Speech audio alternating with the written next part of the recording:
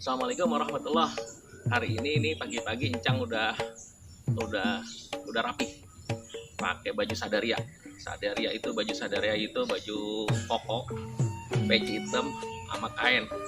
Ditaruh di leher gini.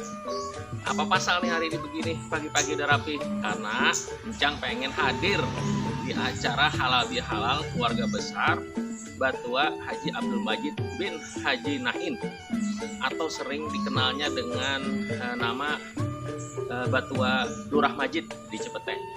Hari ini semua keluarga besar kumpul, insya Allah berkah. Mohon doanya aja. Acaranya ada tahlil, ada maulid, ada halbil, ada ziarah makam ke makam Batua, ada seni budaya Betawi, ada palang pintu, ada yang ini nih yang paling penting, ada silat lipat yang dulu diajarin sama Batua Majid atau Batua Lurah Majid. Silat lipat atau lebih dikenal silat Haikunkin menjadi ciri khas daripada silat warga Betawi di Cepete Selatan.